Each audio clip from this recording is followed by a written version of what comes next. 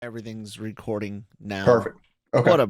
What a mess this morning, and I still have AVR to edit after I get this edited and up, and yeah, man, it's it's been a week, and it's only Tuesday, but I'm counting Saturday and Sunday because of the Comic Con stuff. Oh yeah, Saturday. Like yeah, when you have Comic Con, man, it's a blur. I remember Go last ahead. time I Sorry. went. The last time I went, there was so much that we covered in that short time, like the 4 or 5 days that like it took me 2 full days to fully recover from it. So that was like sleeping nonstop, taking naps whenever I could and stuff. It was just jet lag, all that fun stuff. So Yeah, that's yeah. that's why Manny said he was not doing the show today because Right. he's tired. Poor Manny. And now my stream deck isn't wanting to work. Son of a. Anyways, guys, let's do the intro video. Welcome, ladies and gentlemen, to the Daily Cup of Genre here on the Genreverse Podcast Network, available wherever you get your podcast from, and the Genreverse Podcast Network YouTube channel, sponsored by the good folks over at Grow Generation, where the pros go to grow. And of course, you can find these podcasts also at lrmonline.com, as well as everything you could need in entertainment news, needs, and some interesting opinions, of course.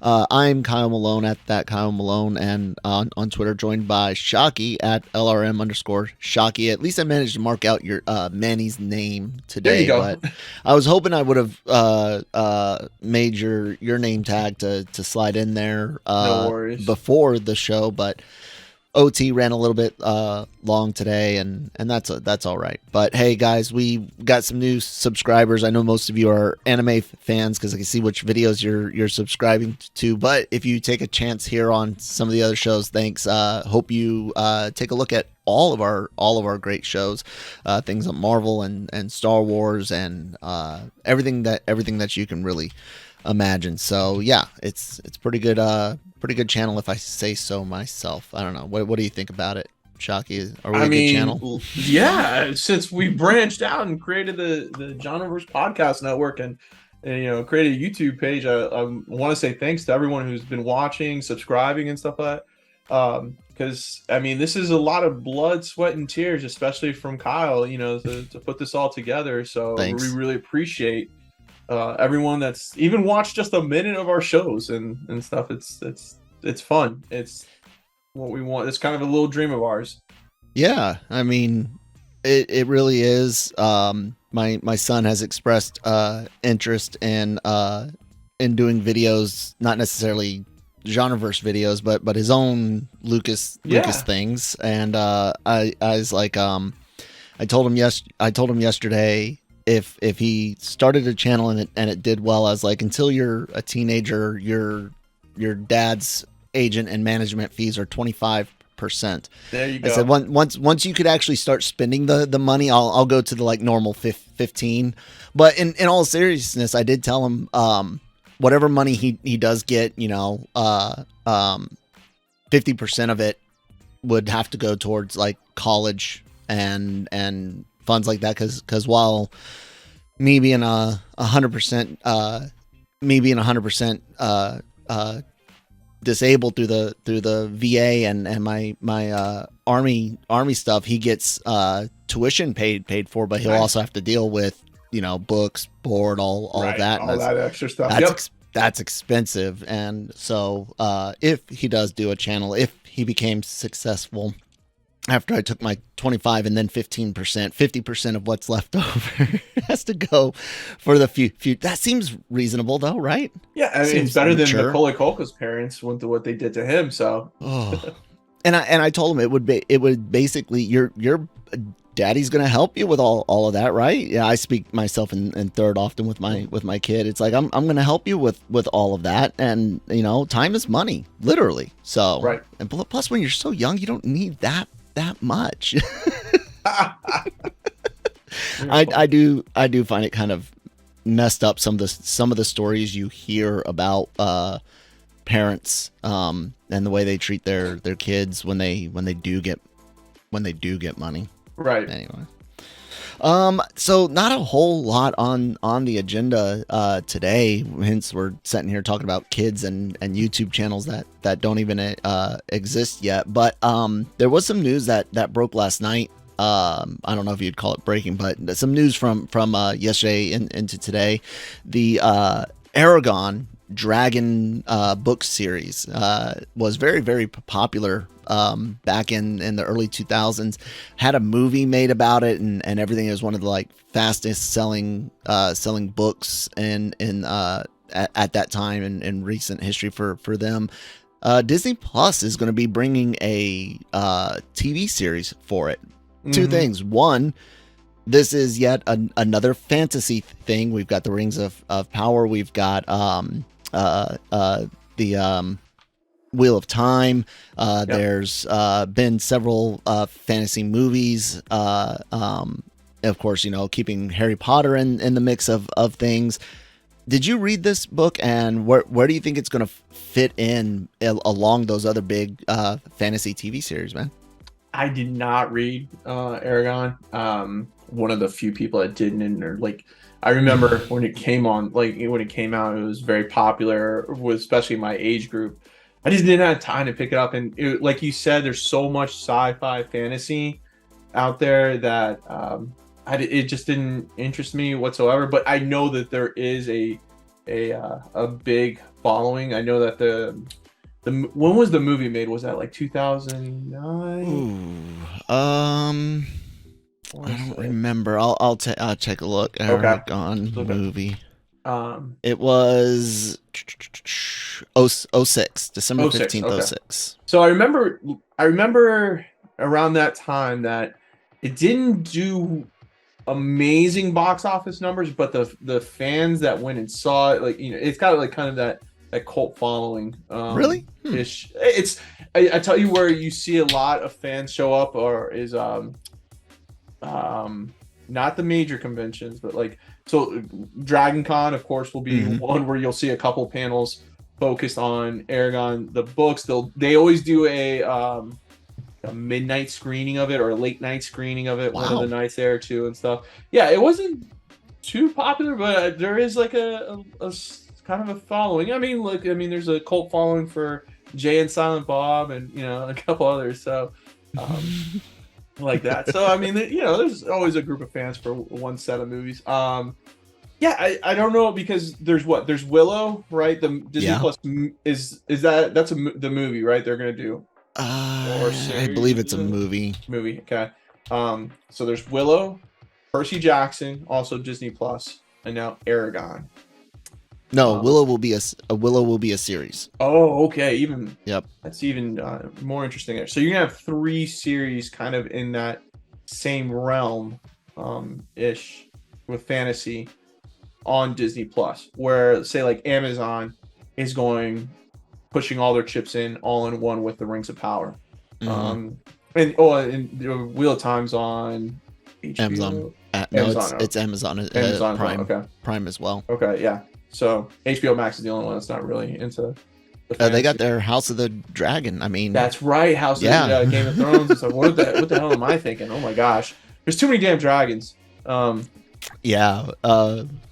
had asked this question: how much of a fantasy fan are you really? Like on a scale of 1 to 10, probably like a 4 or 5. I mean, Okay, so not as much as others. A few years ago, back when we had just the Los Fanboys podcast, you remember that? Yeah, Jammer. Yeah, Jammer had been talking about how he thought there was an upcoming golden age of fantasy television and stuff. And I'd asked him, because we are kind of in an age of lots of fantasy content, like we mentioned, both shows and movies, from Game of Thrones to Willow and everything else in between. But I asked him about the quality of it. I asked him what he thought about the quality of all the fantasy things that he's been seeing. And me, I'm not the world's biggest fantasy guy. I like it like it well enough, but how are you feeling about everything that's been out in the last, say, 5-10 years? You know, the new Harry Potter stuff I didn't care for as much. Game of Thrones was hit or miss. Like, how are you feeling about fantasy, and do you think it's going to catch on? Will this become not necessarily the next comic book movie, but is it going to be around for a while? No, I mean, it's always been around, just in. But like to where, like, I remember what you're talking about, how Jammer was saying it's going to be kind of on par with, the Marvel Cinematic Universe, Star Wars, S type deal. I don't think so. Game of Thrones caught fire because it was rated for adults, and adults like action, they like gore, they like sex and stuff like that. And but when you do fantasy without that stuff, it's kid related, like it's targeting young kids. I think it's something that if I'm in charge of a studio and I'm doing I'm not putting a lot of money towards it, I'm not trying to find big A-list actors to be in my series. I'm gonna do it, try to sell some toys off of it, try to get some video games made out of it, some mobile games to make license it out, and that's it. Because I mean, if you think about it, so like Harry Potter was another one that it was right timing, I think. I didn't get into the Harry Potter films till after they had been out on DVD, and really like when they went on to like TNT and stuff, and you can watch them on the here and there. Yeah. I don't think I've ever sat down and literally watched a full Harry Potter movie start to finish, like on DVD or anything. I've seen them all. I've seen them all in bits and pieces and everything. Yeah. I know the entire story. I couldn't tell you every single character, but I enjoy it, but I try to get my daughters to watch like the first one. I think, nah, nothing, they're they're not into it. And they're young, they're in elementary school age and stuff. And I thought the Fantastic Beasts movies, no, I mean, I've watched a little bit here and there. But yeah, it's for a casual fan like me, I would say. Lord of the Rings is the only one that I actually went to the theaters and saw from, all three start to finish in the theaters. Everything else, I've waited till either it's been like on streaming or on television. Syndicate. I didn't get into Harry Potter when it first started. I had only seen the Chamber of Secrets before in theaters, and that was because I worked at a theater. Like I got into it because of our trip back from Germany when I was stationed over there, like when we were moving back to the States, the flight home, watching them on the airplane. Like I watched the first three between Germany and Savannah, Georgia, and then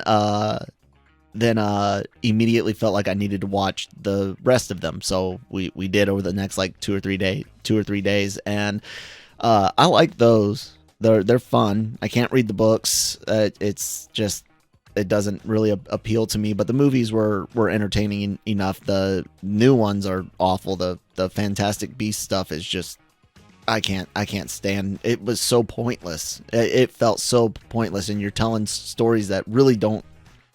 Anyways, but I do like the Wheel of Time, and I do like Lord of the Rings well enough. I'm interested to see how they play out, but overall, I definitely don't think this will overtake comics, even with expansive worlds like Wheel of Time, or Lord of the Rings. But what is the premise behind Eragon? I don't even know. Yeah, oh, okay. All right, so we're both in the same kind of thing. Yeah, like, I've heard of it. I remember it like being very popular in the book, and then when the movie came out and stuff. But yeah, it's a dragon.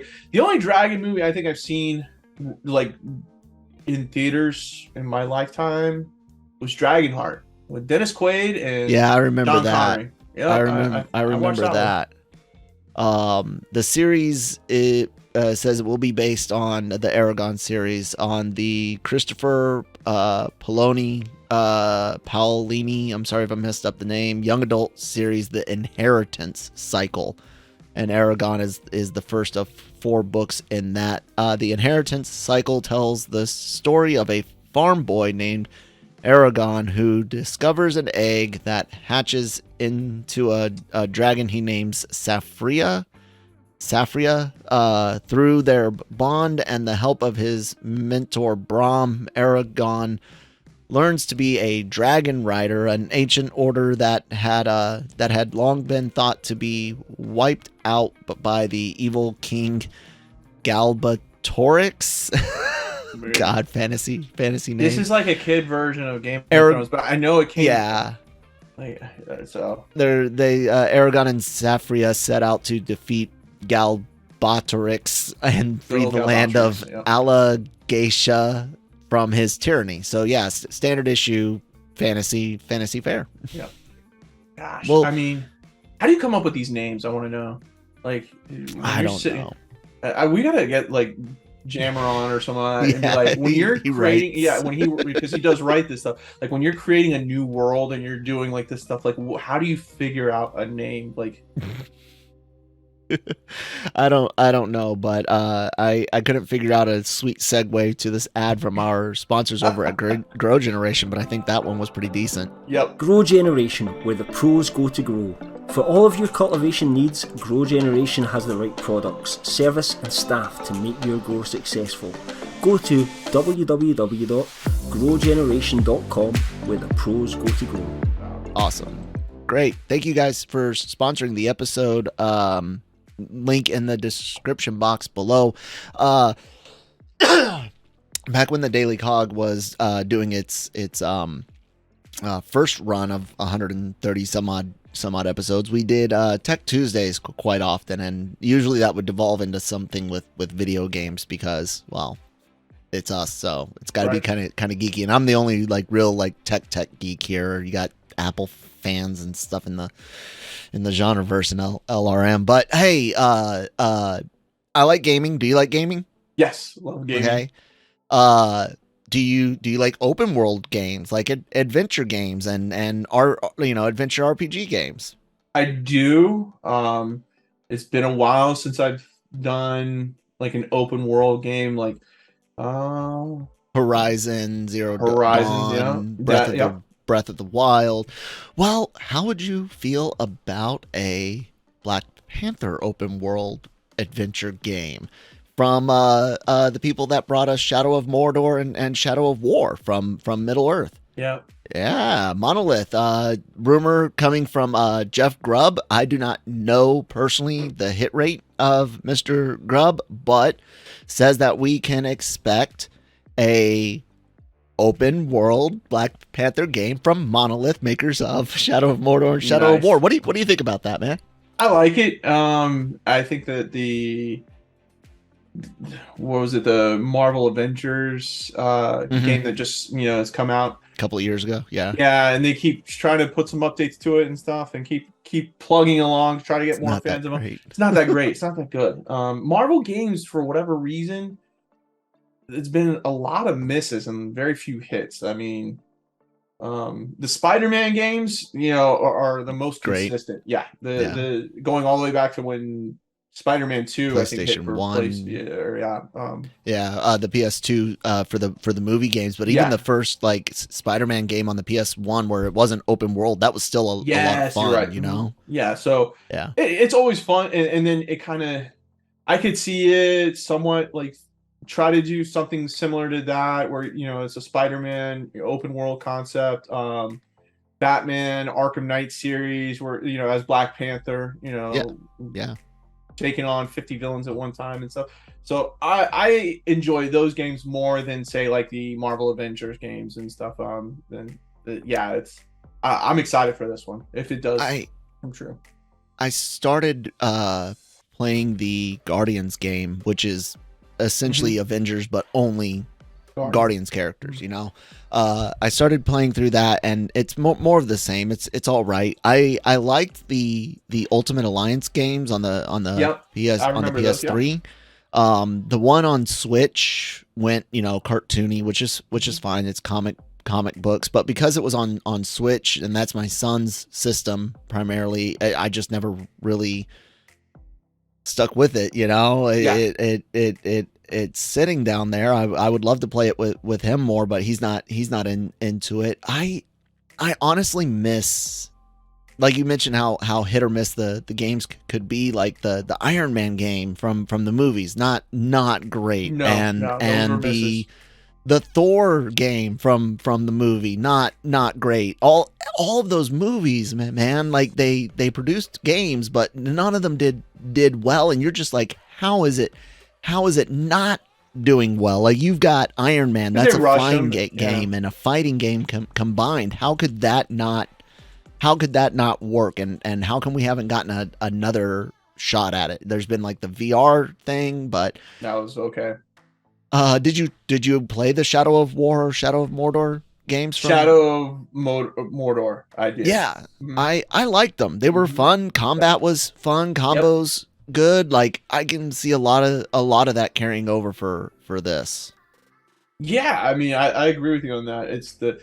I think you got the right studio behind making a Marvel game, or for Marvel to try to hit one out of the park. You picked the right studio. I think, like what you mentioned with the Hulk and Iron Man games and stuff, you make a movie and then at the last minute you're like, oh wait, you know what we could do is we could sell some games and make some extra money on this. Let's sell it out to some developer, and you go to low bidder, and that developer's like, oh, I can make a game in 60 days, and it's crap, you know. It's so, at least here it's not tied to, I don't think it's tied to Wakanda Forever from what the report said. And doesn't seem to be. Yeah, so you have time. You don't have to rush it out if it needs, you know, polish up, delayed and stuff.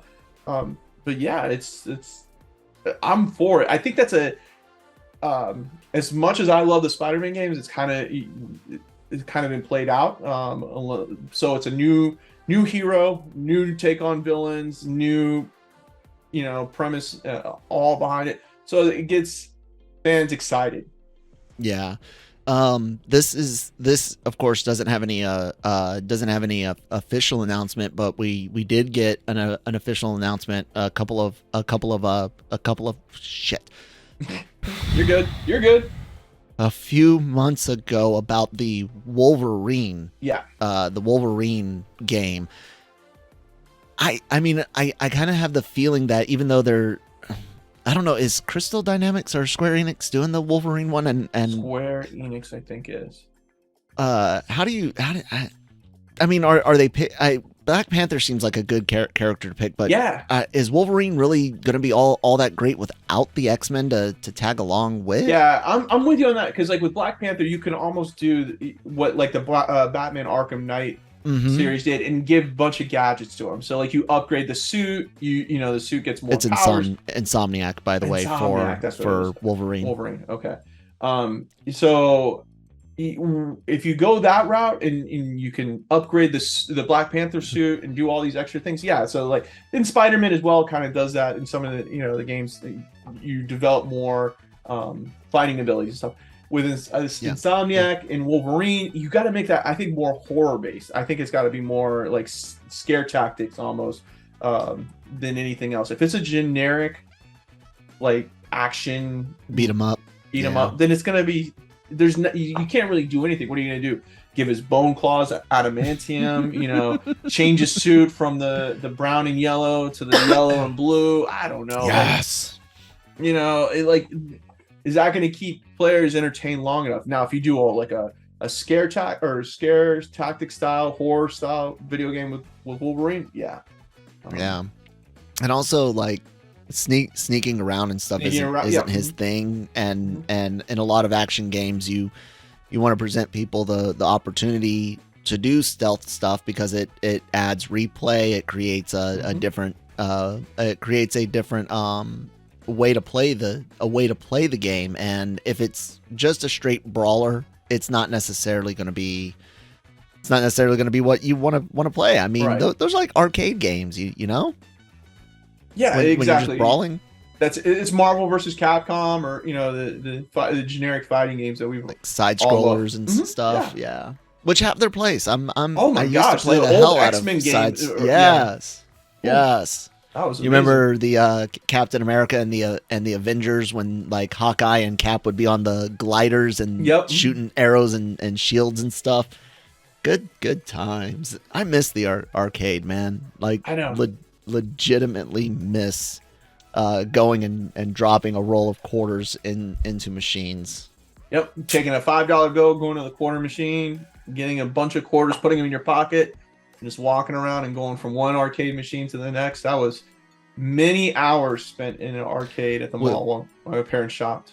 Without it being about tickets and getting tickets for a prize like arcade games. Yeah, I miss that. Anyways, guys, hey, look, we managed to squeeze out a full episode today covering Eragon and the Black Panther game. Let us know what you guys think about the Eragon series and the potential for the Black Panther open world game from Monolith down in the comments down in the comments below. Thanks once again for checking out the channel. If you are not already subscribed, go ahead and hit that subscribe button. Check out all the great shows like Anime-Versal Reviews, Daily Cup of Genre, of course, Marvel Multiverse Mayhem, and the Cantina cover Marvel and Star Wars shows respectively, as well as news and rumors and stuff like that.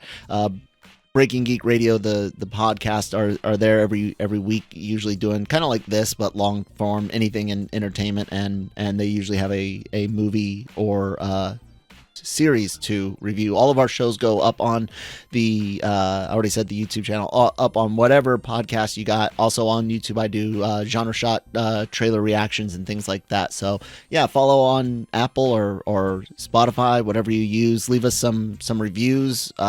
Outlets and venues look at reviews and as well as subscriber counts and stuff like that. So help us out to be able to get you guys more from the world of entertainment by leaving some reviews, following and subscribing, and of course everything can be found at lrmonline.com, as well as our celebrity interviews, which go up on LRM YouTube channel. So subscribe there as well. Shockey, anything else you got to say? I want to apologize for any Eragon fans if you watch this and you were like, what the hell are these two talking about? I promise that when we get closer to the series production is up, I will do my homework and actually maybe I'll watch the movie and I'll stuff. give it a shot. I mean, but yeah, so you can let me know what you guys think about it. So you can crucify me all you want on social media and everything. I truly apologize. It's all good. I know a lot of people are curious as to what normies think of things that they like. So yeah, that's what worked well for us on the Wheel of Time podcast, the Dragon Reviewed, as Cam created. So yeah, check all that out, guys, and we'll talk to you next time. Bye.